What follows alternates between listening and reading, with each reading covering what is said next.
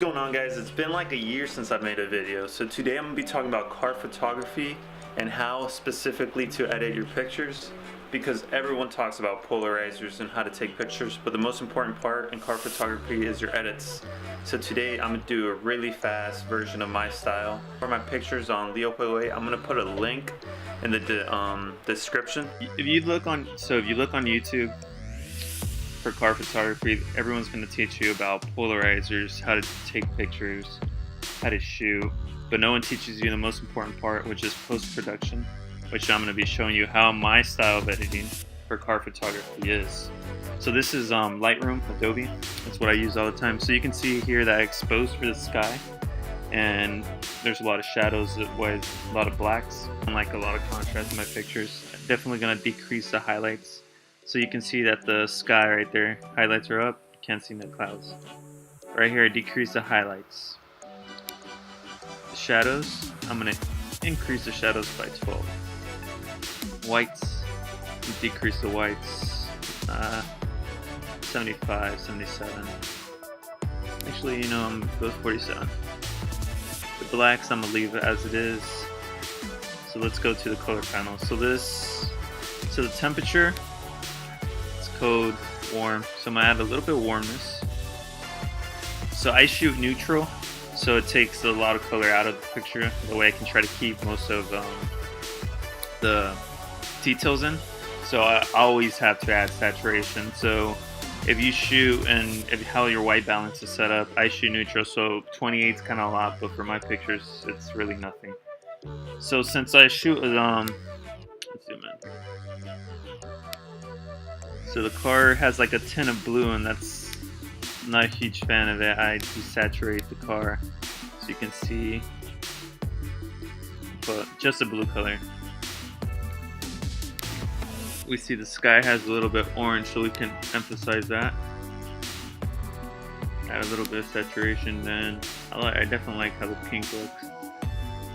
Let's see what red, yellows. Add some of this. I don't really like the green grass because it almost looks artificial, so I usually never put the color of the grass really green. And then add some clarity. You don't want to add too much because that looks just awful. So I always add like 15. I don't really dehaze that much on this picture, at least. Then masks are really important, so I throw a mask on here. Especially for skies, I always throw a mask on the sky because you can affect the exposure. So let me reset everything to normal.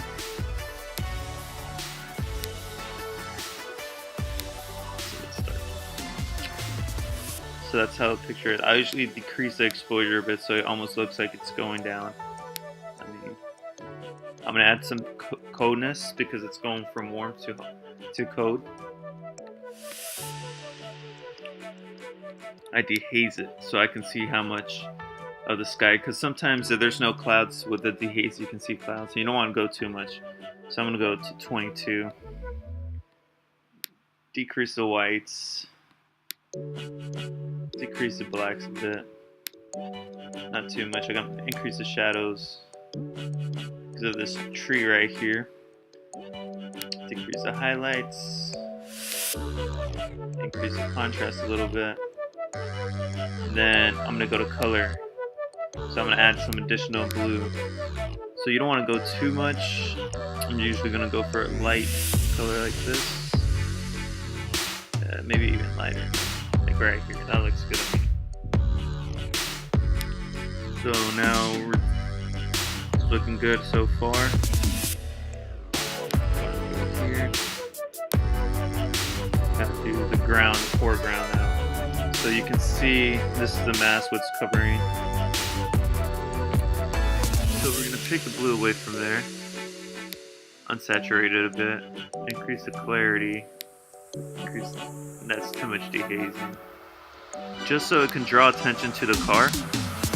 So since this just leads to the car, it sprays down to the car, so the car is the focal point.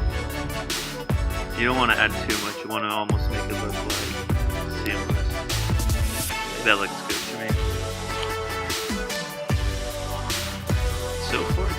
pretty good. Now let's put I usually like putting mask on the car.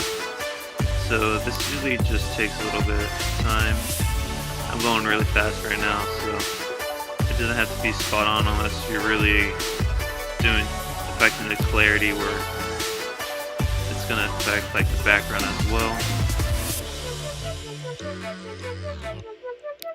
So just like that, it's kind of all over the place, but I'm not gonna mess that much. It's kind of all over the place right now, but I'm not gonna mess with too much with this car mask. So this, you can see it's kind of over, but it's okay because I'm not affecting a lot. So I'm gonna reset it to how it is. And then with this mask, you can do all the adjustments just to the car rather than to the background. Okay, so here I'm gonna increase the clarity, put some saturation, because when you increase the clarity, you desaturate the picture. Decrease the whites. Don't mess with the shadows. I actually want to increase the shadows a bit. Decrease the highlights just a tad. Just -10. Not messing with the contrast. The exposure seems pretty good. See, if you go too much, then you can see it go too low. So usually I'm gonna leave it like this. That looks pretty good to me. So now, cropping. So usually I try to straighten it out. Even a handheld, sometimes I have a slight. So when I always do, I try to straighten out. So once I straighten, that looks pretty straight to me. Sometimes I go to crop. So 1 by 1 would be for like Instagram or Instagram posts. And that looks really good to me. I mean, we could even put more clarity on the ground if we're going for a 1-for-1 crop. So let's just go to the original. Let's go to fill so you can see it nice and close. So there you go. That's how I took it. That's a quick edit on how to edit car pictures. Hope you guys enjoyed the video. This was a really fast version of my style of editing. So when you saw me mask the car, I don't really just leave all that space. I actually do it perfect. But just so you guys have a rough version of how I do my editing, that way you guys can edit your cars and inspire and create your own way of editing cars. Thank you guys for watching. Until next time.